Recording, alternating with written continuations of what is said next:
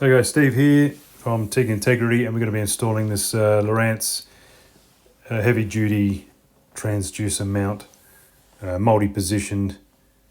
You can get this anywhere, and we're going to, I'm just at the moment taking off the one with the cable just to make it easier so we can get the cable out of the way, and we will just replace it with one with no cable. So there you go, easy done. That way I can just show you without having the cable in the way. So that this mount here will get you any position you want, and it has the jack plate, additional jack plate with it, so you can make height adjustments very easy. So what we do is we apply install the jack plate to the boat. This is a aluminium boat with a transom plate welded to the back, and as you know, a lot of transom plates are very small, and they won't get you, they don't give you much height adjustment. So the jack plate just gives you that. So what I'm doing here is I'm just pre-drilling the holes for the screws. And you would probably bolt, if you had a transom plate, you'd probably bolt it, it'd be stronger. I'm just putting screws in it because it's easy to show you what's going on. So you pre-drill the holes and then screw the jack plate in with countersunk screws. And you're probably a bit far away to be able to see what's going on there, but basically I've screwed that jack plate to the transom plate. Like I said though, you'd be using bolts with an aluminium boat. With a transom plate with a fiberglass, you just screw it to using countersunk self-tappers, which you usually get with a kit. So I'll provide all that. So make sure you pre-drill the holes correctly when you're screwing to a fiberglass. You don't want to break those screws. So yeah, so I've screwed the jack plate to the transom plate. In this case here, this has simulated a 20-degree dead rise hull of a boat, and I have just applying the mount to the jack plate now. I'm just using plastic washers so they don't break it, I don't scratch it, and then just normal bolts, normal nuts to make it easy just to move around for you to see. But in the kit you would get nylon nuts so that they would be less likely to come off under vibration, and yeah, you get all that in the kit. So yeah, just putting that all together now to give you an idea of what's going on. So let's get all them on, and I'll show you the positions you can get it in. Because the problem is trying to find that position, and finding that position with the original mount is very difficult because you've only got a small amount of adjustment in height, and obviously got a little bit of angle there, but on some boats you just need a bit more height, you need a bit more in the water. You can't drop those mounts either directly too deep in the water, because then the back of the mount goes in the water stream, and then that creates its own turbulence.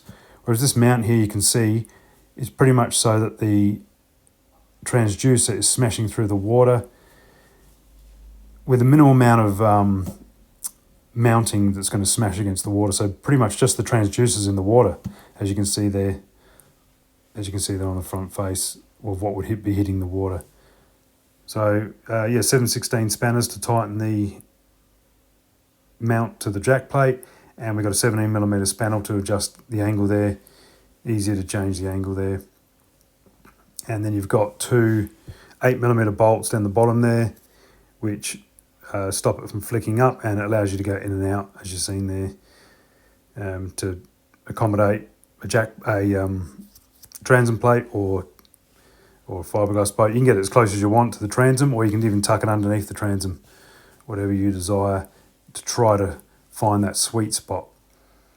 So yeah, adjusting height here, you can go anywhere you want. Easy to do. You don't have to you don't have to get your fingers behind the transom plate and undo all the bolts, the nuts, which is, as you know, pretty difficult.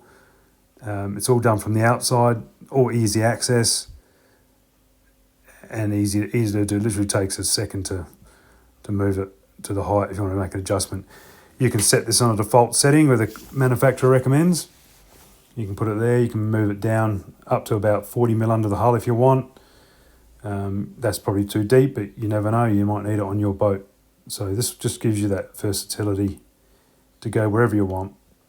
And I'm mucking around here just wasting time, but as you can see, it's just a matter of tightening those bolts. It'd be nice if you can get a little bit closer up there so you can see what's going on, but that's just the 7/16 drive there, just tightening them up.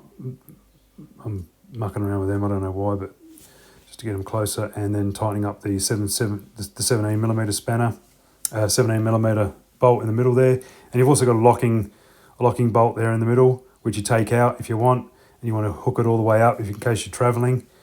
You just lift it up like that, and then you lift up your back screws as well, and you'll find that goes right out the way if you're traveling and you want to protect it. You'll also find that in the position it's in at the moment, it will even fold up without having to lift that jack plate up, depending on the position it's in. But it just gives you that ability to do that if you need to. So you can see there it goes all the way down. There's so many positions you can get, and the beauty is it's easy to get. It's not hard. It's not having to undo bolts every time and reseal it with silicone. It's literally a minute to change the setting or the position to try to find that sweet spot. And I'm just wasting time here, as you can see. But what I'm trying to do here is probably just trying to get it to a default setting. So you can set it up as the manufacturer recommends, and it might work for you. If you find it doesn't, you might need to send it deeper. You might need to even send it underneath the hull a bit. But it has that potential to do that. And if you had the cable coming out the back, which is closer to me, and that way the cable was not interfering with your positioning. There's plenty of positions where you can tie the cable to the mount itself. So there you go, there it is. So let me know if you've got any questions. It's all 3mm 316 stainless and heavy duty so give me a message or whatever if you